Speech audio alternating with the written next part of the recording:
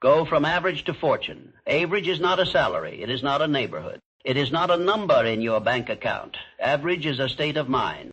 It is the invisible prison built brick by brick through doubt, hesitation, excuses, and the quiet acceptance of less. And the tragedy is most people never even know they are living inside it. They call it being realistic. They call it playing safe. They call it waiting for the right time. But history has another name for it. History calls it surrender. The world does not reward those who drift. It rewards those who decide. The moment a man decides he will no longer live as a spectator in his own life, something begins to shift in the hidden machinery of existence.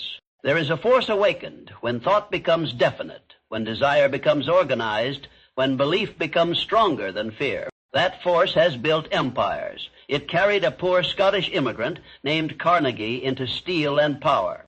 It whispered in the mind of Edison through 10,000 failures until darkness itself surrendered to light. It burned inside Ford when the world laughed at the horseless carriage. Fortune has always answered the same signal. Not luck, not accident, decision. You do not go from average to fortune by wishing for a bigger opportunity. You go by becoming a bigger person, because fortune is not merely money. Fortune is power over self. Fortune is commanding your thoughts instead of being commanded by them. Fortune is waking with purpose, while others wake in confusion. Fortune is building a mind so disciplined, so sharp, so focused, that circumstances begin bending around your will. Everything begins in thought. Every palace was once invisible. Every empire was once an idea. Every triumph was first a whisper in the mind of someone who refused to treat imagination as fantasy. Your life is moving in the direction of your dominant thoughts. If your mind is filled with scarcity, you will create scarcity. If your mind is trained toward opportunity, you will recognize doors others walk past. This is why the battle is always internal before it becomes external. The weak ask, what if I fail? The powerful ask, what if I succeed beyond measure? One question creates paralysis. The other creates destiny. You have been taught to fear ambition, to tone down your hunger, to apologize for wanting more, but the desire to rise is not greed. It is the signal of potential calling you upward. The acorn does not apologize for becoming an oak. Desire is the first currency of fortune, but desire without belief is a fire without oxygen. You must believe before evidence appears. This is where most men turn back. They need proof before action. But every giant of history acted before proof. Lincoln had no proof he would preserve a nation. Disney had no proof a mouse could build a kingdom. Napoleon Hill himself had no proof when he began studying the laws of achievement. They moved because belief made movement possible. Belief is not emotion. Belief is decision sustained.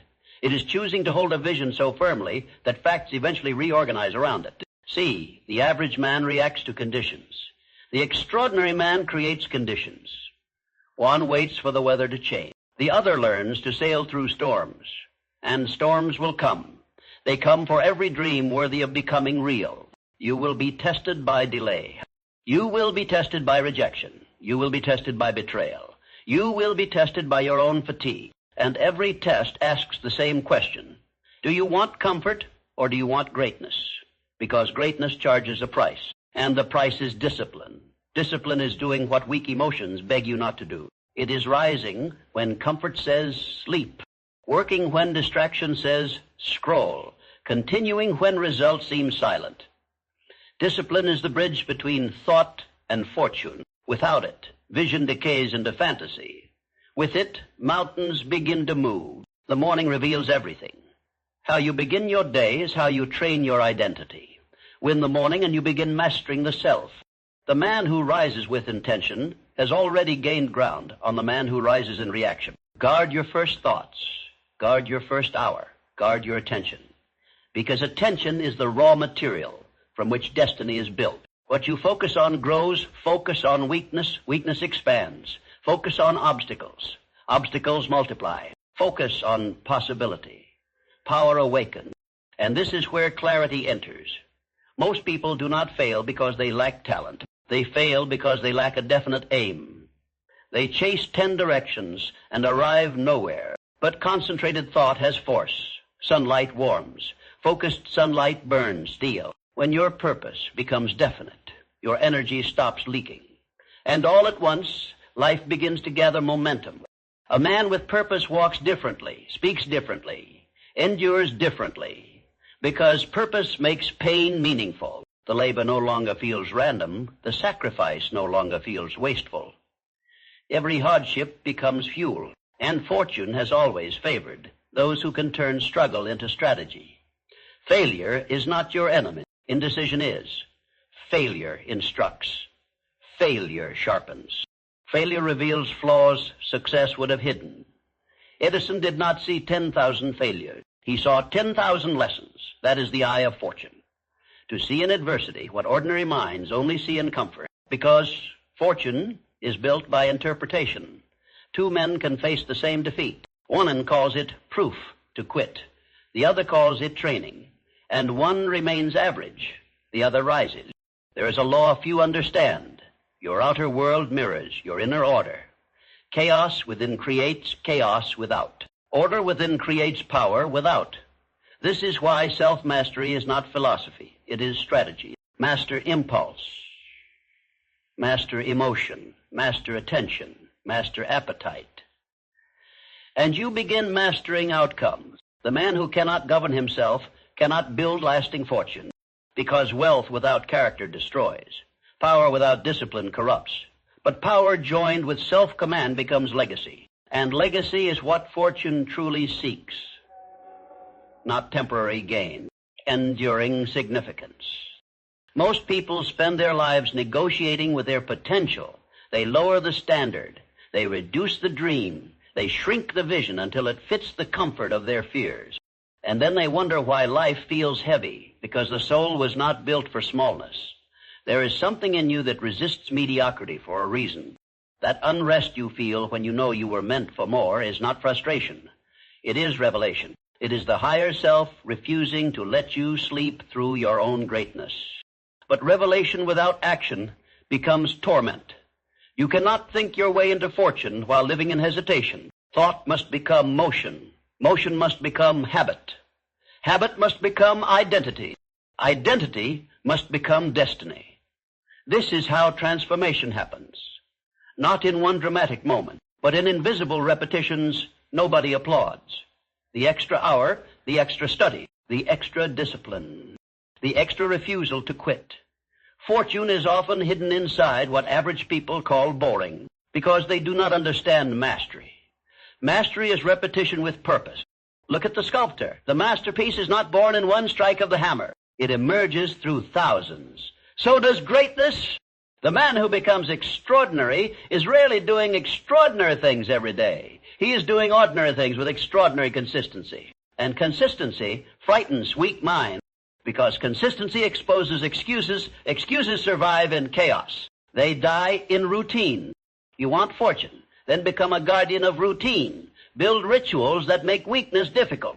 Build systems that make discipline automatic. Do not rely on moods. Mood shift. Do not rely on inspiration. Inspiration fades. Build a structure so strong your purpose can survive your emotion. That is power, and power attracts opportunity, because opportunity is not random. It gravitates toward preparedness. People call some men lucky. But what they often call luck is preparation meeting, timing. Ford was ready when industry shifted. Disney was ready when imagination became enterprise. Those who appear fortunate often spent years becoming worthy of fortune. This is the part average minds do not see. They see the harvest. They never study the seasons. There were winters before the spring. There were silent years before applause. There were nights of doubt no audience witnessed. Fortune is not born in public. It is forged in private, in solitude, in discipline, in battles of thought where no one is watching. When you can stay loyal to a vision in silence, you are becoming dangerous, because now your motivation is no longer dependent on recognition. And the person who no longer needs applause cannot be manipulated by opinion. Opinion, there is a prison built from other people's limitation. Most never escape it.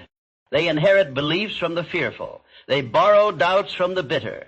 They let the blind interpret their vision. Never ask small minds for permission to become great.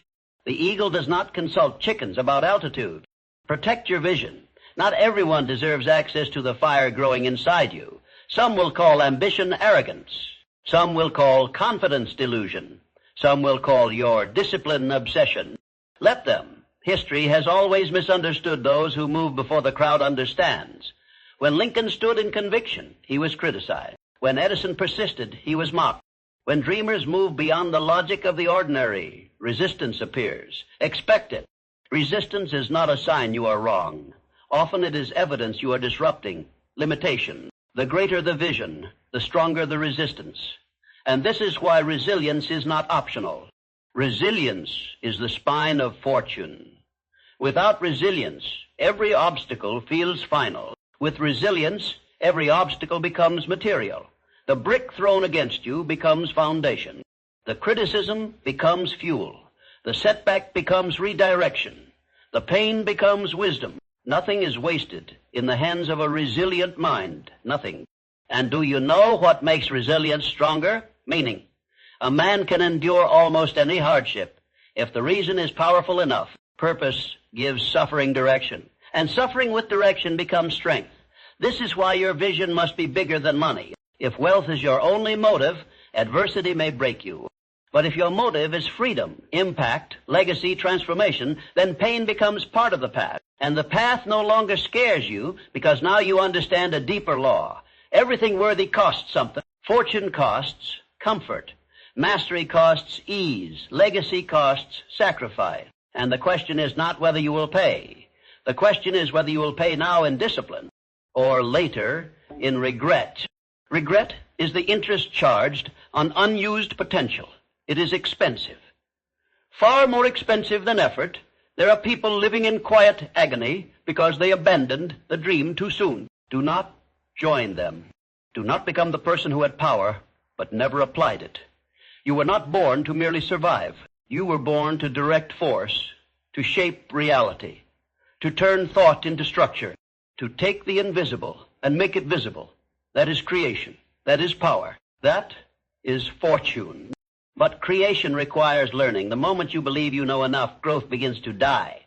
The mind must stay hungry. Read deeply. Study relentlessly. Observe patterns. Learn from failure. Learn from those ahead of you. Learn from those behind you. Even pain can teach. Especially pain, the man who can turn wounds into wisdom becomes unconquerable. And unconquerable people do not wait for perfect conditions. They adapt. Water does not argue with rock. It shapes around it. That is adaptability. And adaptability multiplies power because rigid minds break. Flexible minds evolve. When markets change, adapt. When plans fail, adapt. When doors close, adapt. The mission remains. Methods can change. This is where many confuse persistence with stubbornness. Persistence is devotion to purpose. Stubbornness is devotion to ego. One builds fortune. The other destroys it. Know the difference, and as you rise, remember this, gratitude is not softness, it is force. Gratitude keeps the mind in abundance, and abundance attracts expansion. A bitter mind contracts, a grateful mind expands. Be grateful for lessons, grateful for struggle, grateful for the breath in your lungs and the fire in your spirit, because gratitude purifies ambition. It keeps power from becoming pride, and pride has ruined many who touched fortune but could not sustain it. Stay humble enough to learn. Stay hungry enough to build. Stay disciplined enough to continue, because the climb is not over. It is only beginning. There comes a moment in every life when the old identity begins to die. It does not die easily. It fights for survival. It whispers old excuses. It revives old fear. It tries to pull you back into familiar weakness, because the mind, if left untrained, clings to what is known even when what is known is keeping you poor in spirit, poor in vision, poor in possibility. And this is where many turn back, not because they lack potential, but because transformation demands death before rebirth. The weak version of you must collapse, the hesitant version, the distracted version, the version addicted to comfort, the version waiting for permission. It must end because fortune does not visit the divided mind. Fortune moves towards certainty, and certainty comes when you stop treating greatness as an option and begin treating it as identity. I am disciplined. I am focused. I am a builder. I am a creator. I am becoming what I have decided to be. This is not empty affirmation. This is mental architecture. Words repeated with emotion become belief. Belief repeated through action becomes character. Character repeated through time becomes destiny. This is how a man remakes himself. And self-remaking is the greatest enterprise in existence. Because once the self changes, everything responds. Relationships shift, standards rise, opportunities appear. The world begins reflecting a new order, not by magic, by law. Inner change precedes outer change, always. This is why imagination is sacred. The world treats imagination like child's play, but every civilization began in imagination. Every invention, every empire, every revolution. Imagination is the workshop where fortune is designed. Close your eyes and see the life you intend, not vaguely, specifically. See the discipline, see the abundance, see the impact, see the doors, opening. See yourself speaking with certainty, building with power, leading with conviction. Feel it until the vision carries emotional weight, because emotion charges thought, and charged thought influences action. This is how desire becomes magnetism. This is why Hill spoke of organized desire, not wishing, directed energy. When desire becomes organized, scattered effort disappears, and a dangerous focus begins. The kind of focus that makes average impossible, because average survives on divided attention. And your era is designed to divide attention. Distraction has become an industry. Noise has become normal. People trade their future for endless stimulation. They consume but do not create, react but do not direct, scroll but do not build. And then they ask why life has no momentum. Because fortune does not come to the distracted. It comes to the concentrated. Every empire was built by minds capable of sustained focus. Focus long enough and patterns appear. Focus long enough and solutions emerge. Focus long enough and the impossible starts looking mechanical. Protect concentration like treasure. It is treasure. The mind that can hold one worthy aim long enough can move mountains. And yet, even with vision, discipline, and focus, another force must awaken, courage, because there will be moments when logic says stop, moments when the numbers look wrong, moments when people you trusted disappear, moments when failure seems louder than faith. And in those moments, courage is not the absence of fear. It is action despite fear. Lincoln knew fear. Ford knew fear. Every giant has walked through fear, but they refused to kneel to it. And that is the distinction. Fear visited them. It did not rule them. Make that your law. Fear may knock. It does not enter unless invited. Act while afraid. Move while uncertain. Build while doubted. Because movement weakens fear. Action dissolves illusions. And most fears grow large only in stillness. Step toward them and they often shrink. This is how inner authority is born. Not from comfort, from confrontation. Confront laziness, confront indecision. Confront the habits draining your force. Confront the narratives that say you are too late, too old, too behind, too ordinary. Those are lies built to keep power asleep. And power asleep produces average. Wake it with standards. Raise the standard for how you think. Raise the standard for what you tolerate. Raise the standard for who has access to your time. Raise the standard for what you demand from yourself. Because standards shape destiny more than wishes ever will. The man with low standards prays for miracles while feeding mediocrity. The man with high standards becomes the miracle. And once standards rise, momentum begins. Momentum is one of the hidden powers of fortune. A disciplined act today makes tomorrow easier. A victory in one area spills into another. Confidence compounds. Skill compounds. Reputation compounds. Money compounds. Everything powerful compounds. This is why small actions matter. Never despise a small beginning. An empire may begin with one decision, one phone call, one book, one idea written in silence, one refusal to quit. Greatness often enters quietly. It does not always announce itself. It often arrives disguised as simple responsibility taken seriously. Do what is in front of you with excellence. Excellence attracts expansion. Carelessness repels it. The man who cannot honor little cannot be trusted with much. This is law. And when fortune begins to rise around you, guard the mind even more. Success can intoxicate. It can make a man careless, complacent, arrogant. And arrogance has buried many builders. Stay alert. Stay teachable. Stay sharp. The moment you think you have arrived, decay begins. Because growth is not a season. It is a way of being. There is no final summit, only higher mountains. And that should not exhaust you. It should awaken you, because it means your capacity is deeper than you imagined. It means the person you can become is still unfolding. It means fortune is not a destination at all. It is expansion without end. And expansion belongs to those who refuse to stop evolving.